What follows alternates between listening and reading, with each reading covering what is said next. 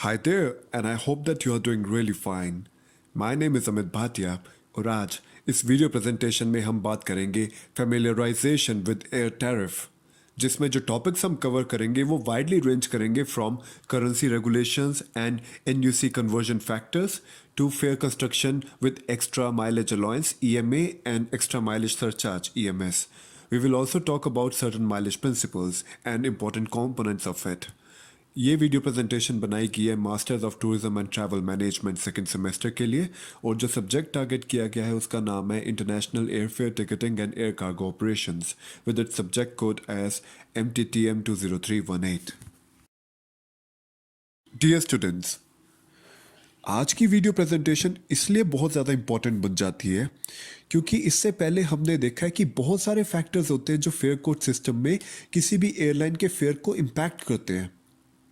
पिछली video presentation में हमने पढ़ा था ग्लोबल इंडिकेटर्स के बारे में. उससे पहले हमने पढ़ा था कि आपकी बुकिंग क्लास कौन सी है, वो इम्पैक्ट करती है.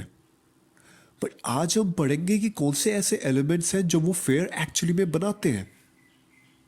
हम बहुत ज़्यादा डेप्थ में नहीं जाएंगे because without the actual possession of a particular CRS, जब तक आपके पास CRS नहीं है तब तक हम उसको रियलिटी में प्रैक्टिस नहीं कर सकते. सेकेंडली, सारा काम CRS करेगा, हमें कुछ नहीं करना, हमें सिर्फ कमांड्स याद रखने हैं. बट मतलब पता होना चाहिए. मतलब पता होना चाहिए कि अगर पॉइंट A से पॉइंट B बहुत सारी फ्लाइट्स फ्लाई कर रही हैं तो हर एक के प्राइसेस क्यों डिफरेंट आ रहे हैं, वो डिफरेंट रूट्स कैसे ले रही है, और अगर ले रही है तो उससे प्राइस पे क्या इम्पैक्ट पड़ रहा है, ये हम समझने की कोशिश करेंगे. आज की वीडियो प्रेजेंटेशन में हम एक गेस्ट लेक्चर के तौर पे एक कीनोट स्पीकर को भी बुलाएंगे जो कि वेस्टर्न सिडनी इंस्टीट्यूट से एसोसिएटेड है. उनका रेफरेंस हमें यूट्यूब से मिला और उन्होंने बहुत ही अच्छे तरीके से इस कॉन्सेप्ट को समझाया हुआ है. आई रियली होप कि इस वीडियो प्रेजेंटेशन में उनका जब सेगमेंट आएगा वो उससे कॉन्सेप्ट और क्लियर होएगा without the actual possession of a CRS. ये वीडियो प्रेजेंटेशन लेगी गुड आपके 15 to 20 minute, so kindly pay all your attention. And yet again, ये कॉन्सेप्ट पॉसिबल है कि एक बारी में ना समझ आए तो kindly keep repeating to watch the video and feel free to ask the doubts at the end of it. So finally जो हम मेजर ऑब्जेक्टिव अचीव करने वाले इस वीडियो प्रेजेंटेशन से वो है to understand the basic elements involved in fare construction on a CRS system. Dear students, अब हम बात करते हैं हमारी वीडियो प्रेजेंटेशन के पहले टॉपिक के बारे में, जिसका नाम है currency regulation and NUC conversion factors.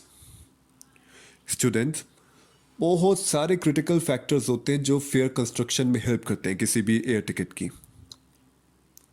जब हम देखते हैं कि एयर टिकट का प्राइस ये है, एक पर्टिकुलर अमाउंट है, उसमें बहुत सारे फैक्टर्स हैं जो एक्चुअली में वो अमाउंट डिसाइड करते हैं.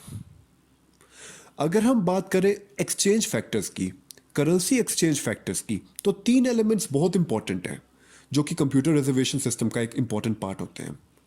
वो एलिमेंट्स हैं bankers selling rate, bankers buying rate and IATA clearing houses. इनकी डेप्थ में नहीं जाएंगे, बट अगर एक हमें इंपॉर्टेंट मीनिंग समझना है इनका तो एक एग्जाम्पल से समझते हैं.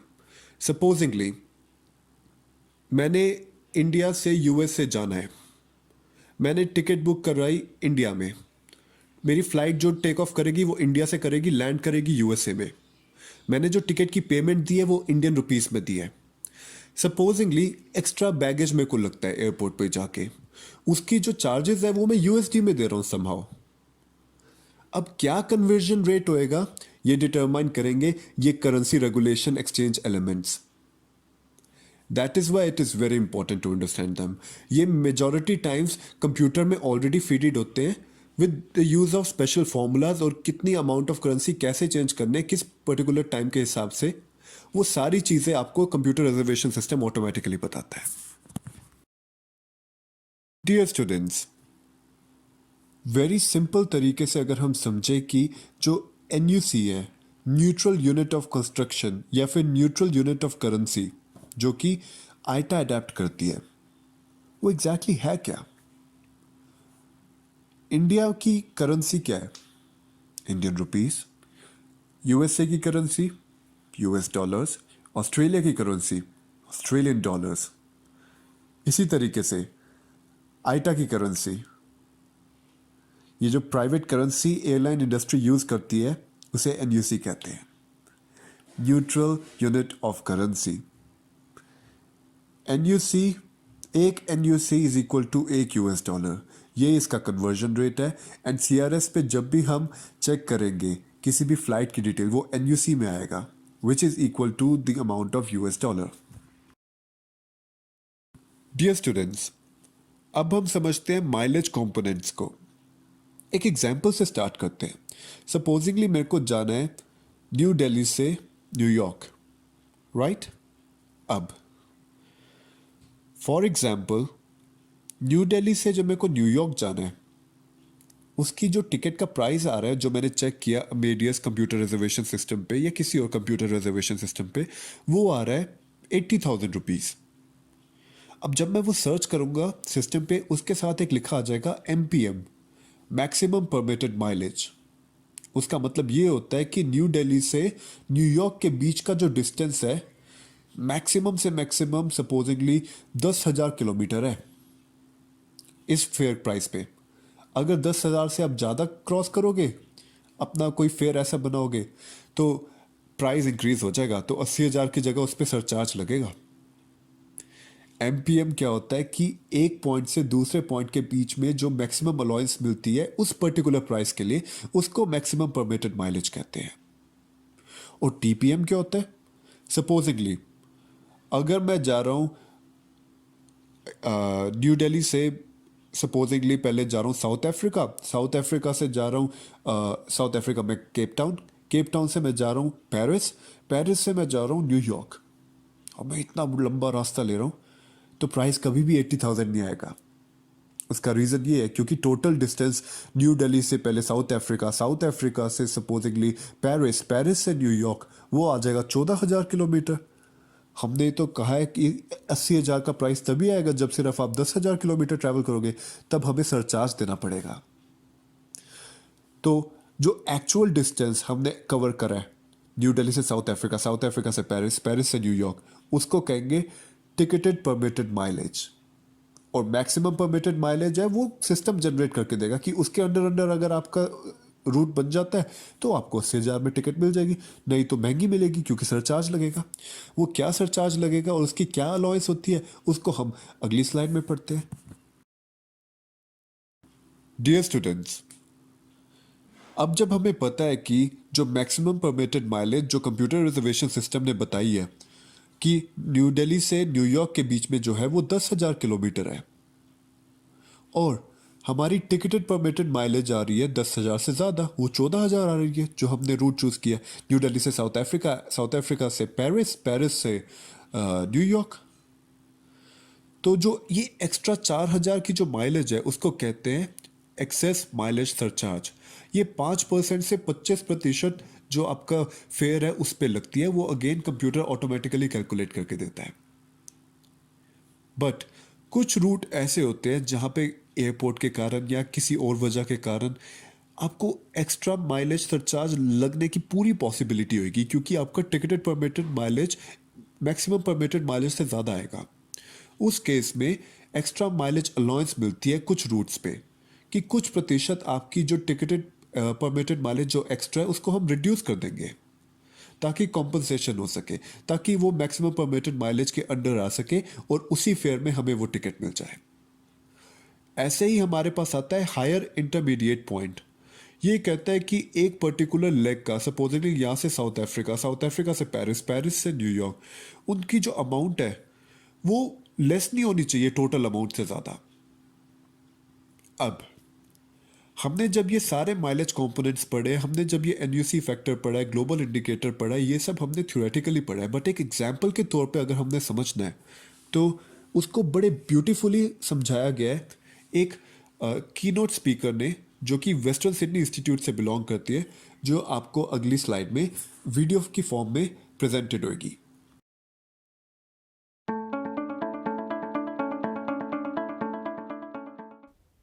The first step when calculating an international airfare is to determine what is your GI, or your global indicator for the journey.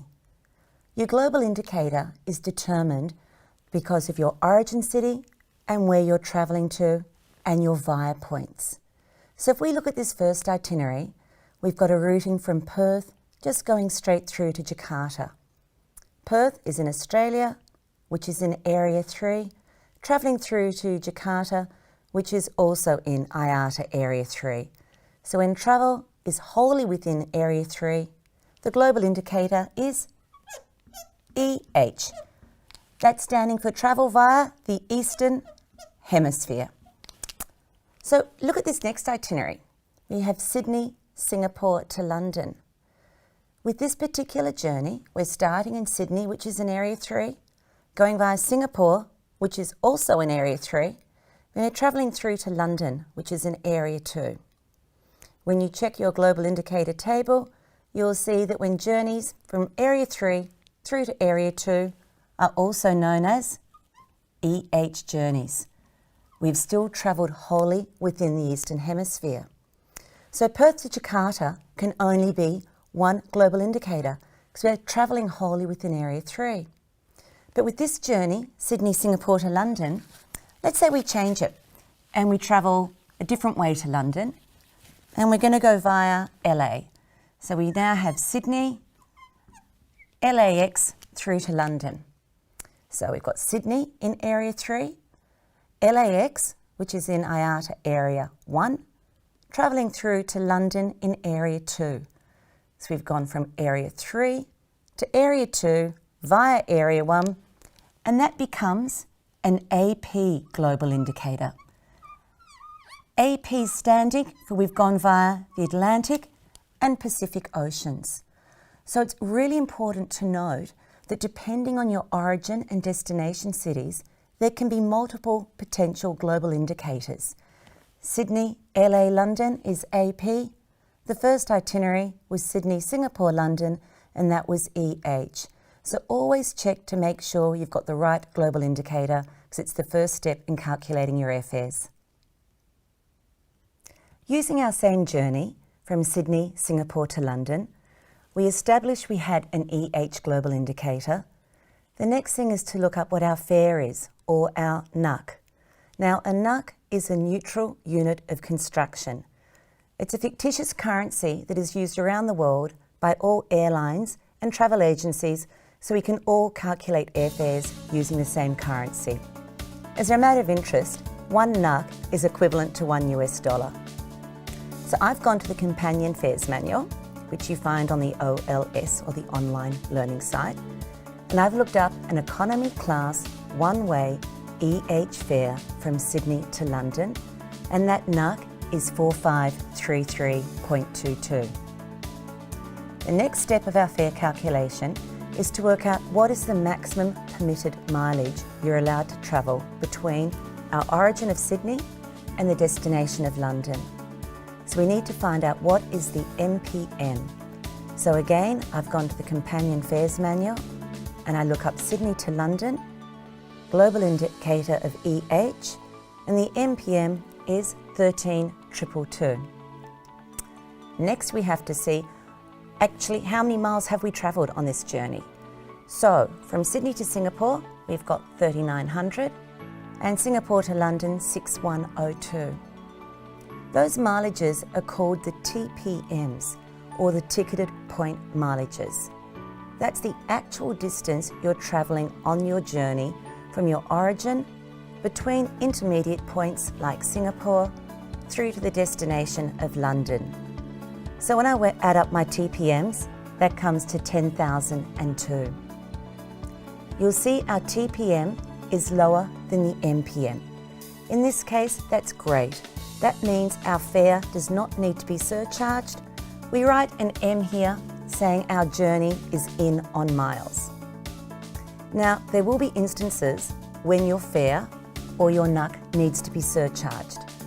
This happens when your TPM exceeds the MPM. It's called an EMS, or an excess mileage surcharge. So we've got a formula that we use to work out how much we have to surcharge our NUC, or our neutral unit of construction, by. We take the TPM multiply it by 100 and divide it by the MPM. This will give you a resultant figure that you need to look at on a chart that you find in your notes under EMS. This figure will tell you whether you have to charge a 5, 10, 15, 20 or 25% surcharge onto your NUC. It's a really important point to remember. You're surcharging the fare. You only ever have to surcharge this fare is when your TPM is higher than your MPM. I've got a new itinerary now. It's still a journey from Sydney to London, but we're now going via Johannesburg. So Sydney to London via Johannesburg still falls under the global indicator of EH. Our NUC remains the same. Our MPM remains the same. All that's changed now, because we have a new journey, is our actual ticketed point miles. Now remember, the TPMs is the actual distance travelled on the journey. So we have Sydney to Johannesburg, 8893, and Johannesburg to London, 4817. My TPMs actually now exceed my MPM. But there's one more step we can do prior to looking at adding an EMS onto our NUC. This is called an EMA, or an excess mileage allowance. An excess mileage allowance is permissible only on certain journeys. And this is one of those journeys, and I'll show you why. If we've got Sydney here, and then we're travelling over to Johannesburg, and then up to London, look at the way we're travelling all the way over to South Africa and up to London. Against if we'd gone via Singapore and we go directly. So when we did Sydney to Singapore to London, our journey was in on miles, our TPM was less, but because we've gone out of the way via South Africa, Johannesburg through to London, we're actually allowed to give our customers a TPM deduction because we don't want to penalise people flying via South Africa on that route through to London. So looking at your notes under EMA, which is excess mileage allowance, I look at the chart and it says for travel between Australia and the UK and Europe via Johannesburg, I'm actually allowed a deduction of 518 miles. So what that means is I can deduct 518 from my TPM of 13710, and I have a new TPM of now 13192. My new TPM is lower than my MPM. So the next step was normally working out, have we got an excess mileage surcharge? And in this case, it's in on miles. Our TPM, or our new TPM, is lower than the MPM, and this is because we've been entitled to this excess mileage allowance. You'll find in your notes with excess mileage allowances that it normally happens between particular cities. So from Australia, travelling through to Europe, it's via Johannesburg or Harare.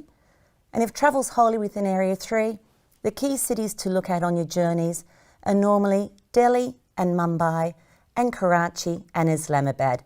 They're the sort of warning cities that you might be entitled to reduce your total TPMs by using an EMA.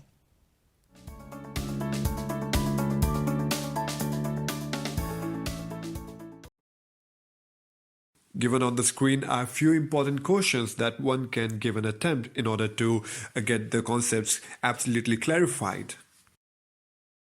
The key content for the video presentation has been extracted from the sources mentioned on the screen. In case anybody pops up with any kind of doubt regarding the content or anything else, one can email on the given email ID or could call to the provided number. Thank you so much for your time and attention. I will see you next time.